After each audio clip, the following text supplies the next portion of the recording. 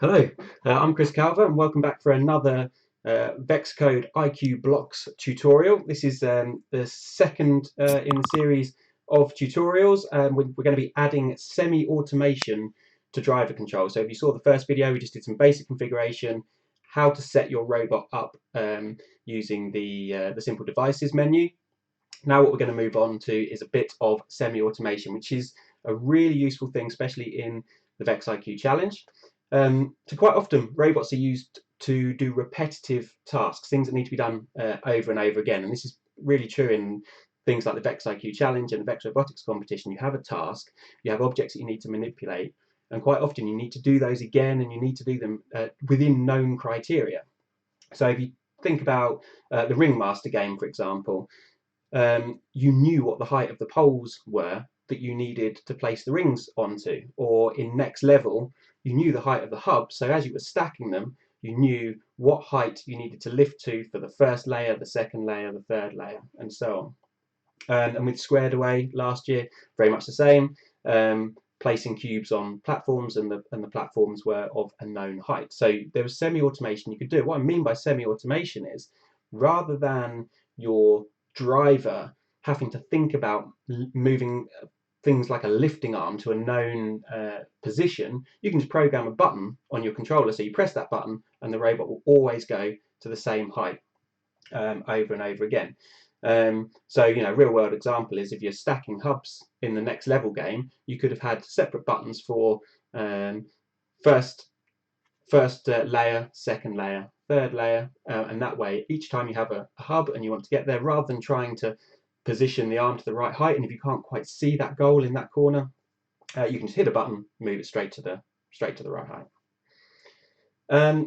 Okay, so the first thing we need to do is configure the robot. Now this is pretty much the same as what we did in the first video. There's going to be some slight differences, and then the next thing I'm going to show you is how to use the device info screen that's actually on the menu of the brain itself. So first of all, let's get straight into VEXcode. There we go. And start configuring the robot. Now I'm not going to go into this in too much depth because we covered it in the first video, so go back and take a look at that if you're unsure. So here's my devices menu. I'm going to flick that up. Add a 2-motor drivetrain, because I'm going to be using the same flex robot that I used before, so 2-motor drivetrain and 1-motor lifting arm. So there's my drivetrain. My motors are in port 1 for the left, 12 for the right. I think my gyro is in 4. Now if you remember from the first video, I had to flick the direction of my robot. So this is the front, so I need to turn that round. Everything else I'm leaving the same. I've got 200mm wheels and a 1:1 gear ratio. Done on that one. Next thing I'm going to do is add the motor for the lifting arm on the robot. So add a device, motor, and my lifting arm motor is in port 10. So I'm going to click on that, and I'm going to give my motor for my lifting arm a slightly better name than motor 10. I'm going to call it arm, and again click done to save that.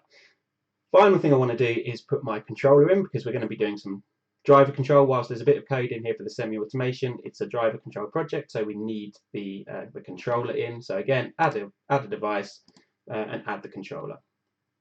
Now, last time I configured my joysticks for maneuvering the robot around, and I also configured some buttons for raising and lowering the arm as well. So I went for split arcade last time. I'm going to stick with that. So that's my split arcade for my drivetrain, and I also configured buttons for my lifting arm.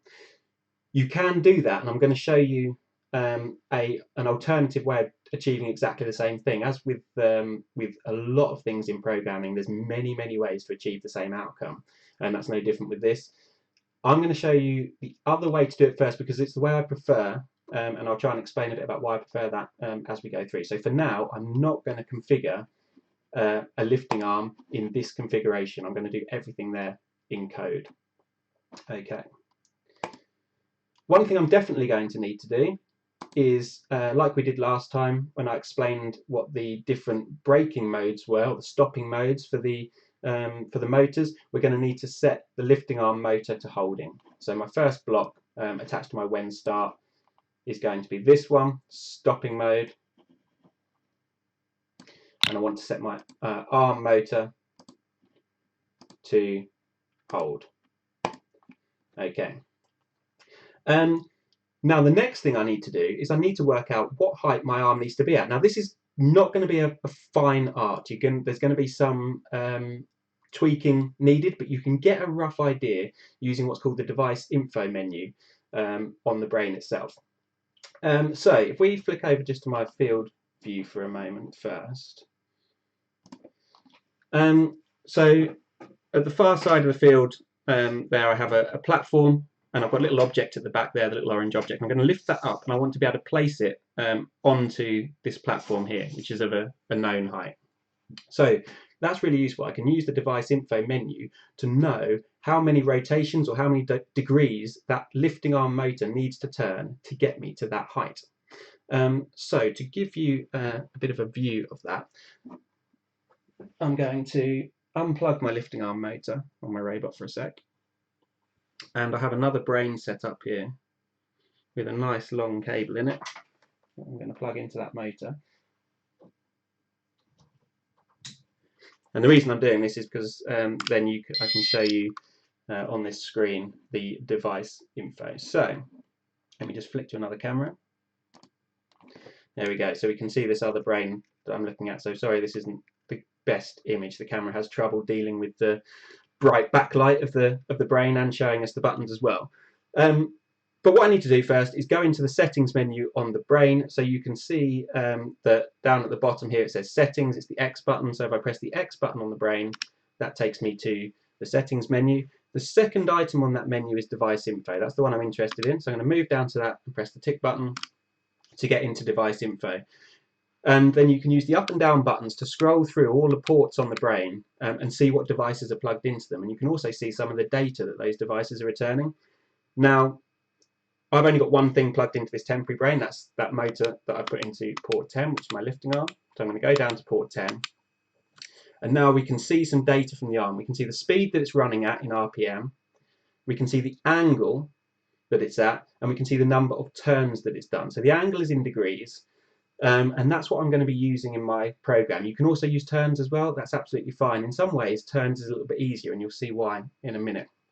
So now, as I actually manually move the lifting arm on my robot, it's going to change that data, and you're going to see some live data from the motor. So as I lift my lifting arm up, you can see there that data changing, and I can use that data in my program, because now if I move my robot towards my platform, and actually let me get my object in it. So I need to how high I need to lift it. So there's two positions I want to semi-automate for now, and that is firstly lifting it high enough to clear the platform. That's one, and then I also need whatever button I need to press to release it cleanly onto the platform as well. Those are the two things I'm going to semi-automate. So in the full down position, my angle is roughly 0. I mentioned angle and turns earlier. So angle is in degrees and turns is just the number of rotations that the motor has done. So if I raise it, you'll see roughly, so 0.5 turns is going to be 180 degrees of the motor. It's the same thing.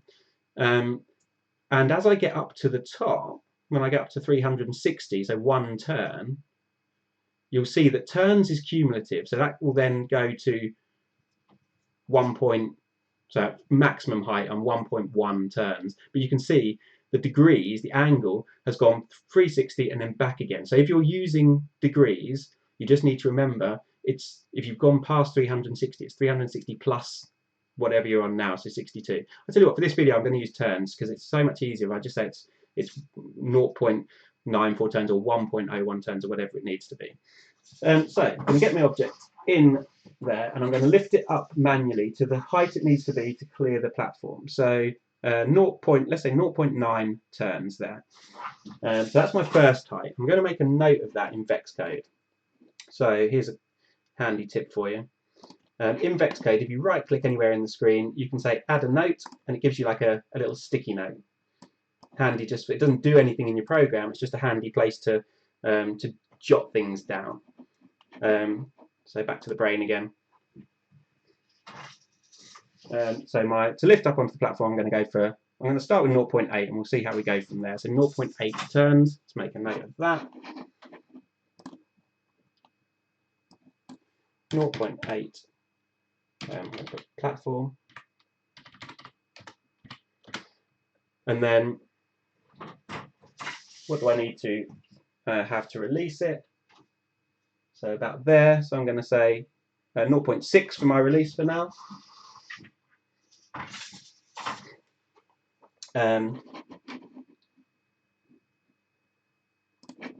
So my notes here, so 0.8 for platform, 0.6 for release. And now I can start writing my code. And as I said earlier, I'll show you two different ways to do exactly the same thing. The other way is easier, that I'm going to show you, but as you get more proficient with your coding and you want to do more advanced things, the first way I'm going to show you is probably the better way to do it, to then be able to add more advanced functions later on once you decide that there's more things that you need. Right, what I'm going to do is I'm going to start building the code and I'll explain what I'm doing as I go. So we've already got our arm set to stopping mode of hold, which means that whenever we release the buttons on the arm, it will just stop in a given place.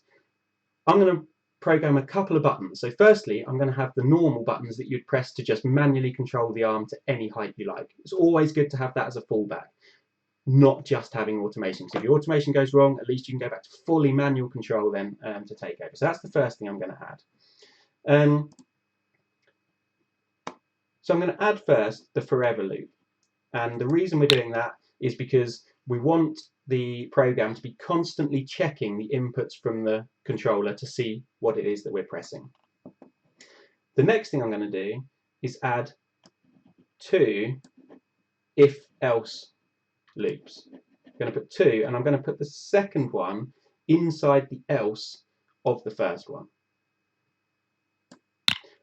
So what this does then is it creates us an if statement that has three possible commands now. It has, if something is true, then do this part of code. Else, something else might be true. If that button is pressed, do something else. And then finally, a third state. If neither of those things are true, then there's a third state there, the final else. So what we're going to do is go to our sensing palette, and this is where the buttons for the joystick are. So I'm going to look down this list and find, here we go, here's my controller button pressed command. So I'm going to put one of those inside the top part of the if statement and one in the bottom. And I'm going to use the same buttons I used in the first video. This is just for raising and lowering my arm manually. So it was my L up to make my arm go up, and L down to make my arm go down. So L up and L down are the buttons on the left-hand side at the top, the shoulder buttons on the left-hand side. So L up, L down. And the things I need to do are relating to the motor. So I need to go to the motion code. And if I'm pressing the L up button, that's this one here, then I want the arm motor to spin forwards. We're not going to give it a specific distance because we just want it to keep going until we let go of the button. So just spin forwards. We're going to get the same command and put it in the second part, but we're going to change it to reverse. That's our down. So if we press L up, it spins forwards, the arm raise up. If we press L down, it spins backwards and goes down. Now, these commands never stop spinning. And that's what this final part of the statement is. If neither of those things are happening, if we're not pressing up or down, we want the motor to be stopped. So we're going to grab this one here, the stop arm, and put that in there. So that's the first bit of our code. This is the bit that's doing our manual control. If L up is pressed, spin the arm forwards. Else, if L down is pressed, spin the arm backwards, or reverse the motor and therefore make the arm go down. Else, if nothing is pressed at all, stop the arm. So there we go, that goes inside our forever loop. Whenever you're coding, it's a good idea to build and test your code in stages to make sure that parts are doing what you're doing. If you try and do a really complicated program from the off and add loads and loads of bits together, and it doesn't do what you expect, then it's much harder for you to fault find and find the bugs in that code to fix it. So this is a really simple, small piece of code. I'm going to make sure I plug my proper ARM motor back in, because that would have definitely caused me some issues. And now I'm going to download this program to the robot and test the most basic part, so just driving around and manually raising and lowering the arm. So I need to give this a name. I'm going to click here to give it a name, and we will call it semi-auto. And I need to drop it into a slot, so slot 1 is fine. I'm going to do it in there, hit the download button, and there we go, that's on. Right, put the robot on the field, run that program, and first thing I'm going to do is check my driving is working properly. So there's my forwards, backwards, left and right, that's as I would expect, and then I'm just checking my arm will go up and down and hold. So there's my arm up, arm down, and that's working as I would expect, and it's holding in place. So that first part of my code I'm happy with. Now let's turn the robot off for a sec, and now let's add the semi-automation. So for this I want 2 more if statements, but this time I'm not going to use the if else, I'm just going to use the if, because we're going to have 2 totally separate things happening here. One for the arm up, one for the arm down. They're not sort of interweaved with one another. I'm going to use 2 separate if statements there.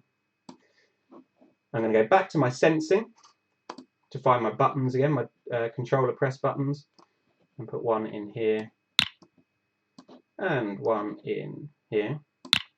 And this time it's yeah, E up and E down. That's good for me. So this is my E up button, and this is my E down button. So I'm going to use this one for move straight to my highest point to put on the platform, and this one I'm going to be my place on platform button. So E up, and I also want E down there for my place on platform. And now, if I go back to my motion commands, the one I'm interested in here is spin to position. So spin arm to position. This is the one we're interested in. Because what that does is it puts the arm to a specific position starting from 0. So it's an exact position, rather than this one, which just adds an additional 90 degrees, 180 degrees for whatever position you're already in. This one is relative to the 0 position. Now, that means we need to know where our 0 is. Your motors will 0 by default when you press the brain, when you turn the brain on. So wherever you switch the brain on, that's where your 0 is. So for example, if I've got the arm all the way down and I turn the brain on, that's 0. If I turn the brain on with it there, that's then 0. So you can see how that might cause you some problems. So always, if you're using this technique, either somehow you need to reset it, which you can do in the code, but the easiest way is just make sure you turn it on with your arm in the 0 position. So I want this spin to position. I'm going to drop one of those in each of my if statements. And if you remember, I'm using turns rather than degrees, so I can drop this down and change it to turns. Now I definitely want to be changing these values, because 90 turns of the motor is going to probably break the arm. That's a lot of turns. If you remember, I've put my notes up here, my little sticky note. I wanted 0.8 turns for placing up on the platform and 0.6 for releasing. I might need to fine tune that. Let's give it a go, find out if it works, and I might need to change it. So now I need to place these inside my forever loop as well. And I need to place them underneath this if statement, but still inside the loop. So sometimes it's easier, rather than trying to work out in here where it should go, sometimes it's easier to take this part out, connect them together here. There we go, so that's my code, and then put that whole thing back inside the forever loop. So hopefully that's going to do what I want it to do. Well, let's program the robot. So I'll switch it on and find my USB cable, plug in. My little brain icon's gone green, so I know I'm ready to download. Hit the download button, and it should be good to go. So first of all, let's give it a test. run the code, check everything else is working that I had before that I knew worked. So my forwards, backwards, left and right is working.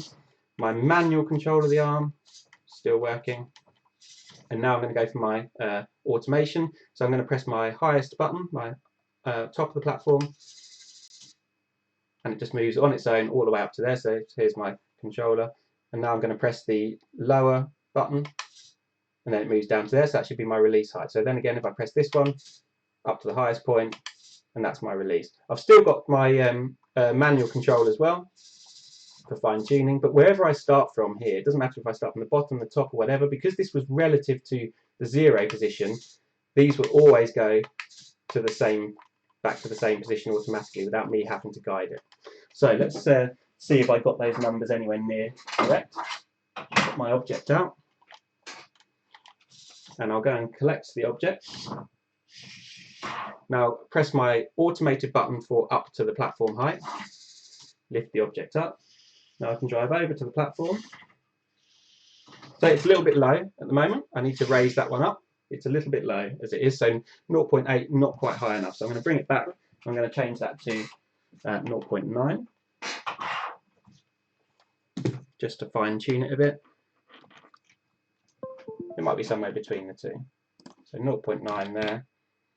And that probably means my 0.6 is a little bit low as well, actually. So I'll take that one up to 0.7. Download that. And then we are good to go.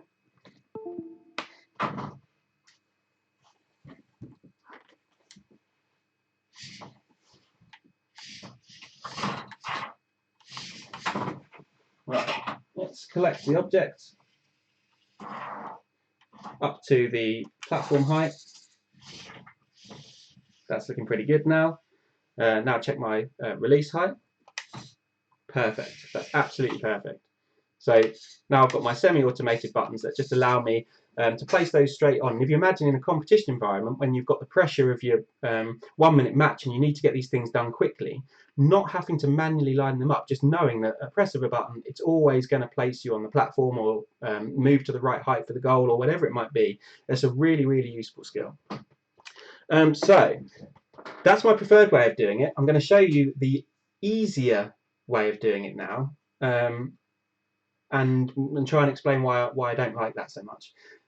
So these bits at the top of our program, the when start, these things are called events. And the event that is in question here is when the program is started. So when you press the tick button on the brain and start running your program. You can have all sorts of other events. So if we go down to the events palette, there's all sorts of other events we can have, including button presses. Okay, so super, super easy way to do the same thing is this. I'm going to keep these 2 blocks because they're the ones that move my arm to the right position. Everything else I'm going to bin off. And I can just get 2 events. One for E up, one for E down. So E up was my highest position, the 0.9. I can attach that to there. I can attach that one to here. And then I can go back into my devices menu. And on my controller, now I configure my manual arm control, if you like, there. That does exactly the same thing in a lot less blocks of code. So let's just test that theory. Download that to the robot.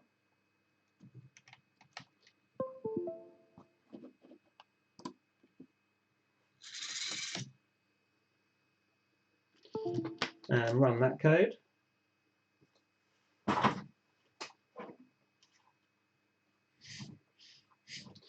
So now if I press these buttons, so that was my high button, my low button, high button, and I've still got my manual control as well. So it does exactly the same thing. Events, the thing about events is they are sort of omnipresent. They're always there at the top of your program.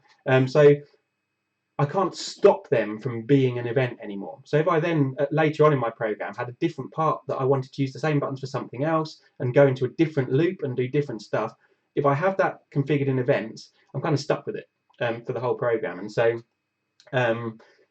That's why I prefer to do it the way I did it initially, with the forever loop and then the various if then else statements. It gives you much more control when you want to go and do more advanced stuff later on. But it's a great place to start and say, this is, if you want to add some really simple semi-automation, using events to do it is a perfectly good way of doing that. So that's absolutely fine if you want to do it that way. So hopefully that's been really useful. Something you can use in competition if you're not doing sort of semi-automation already. We'll be putting out another video in a couple of days. I think in 2 days from now we'll be doing another video.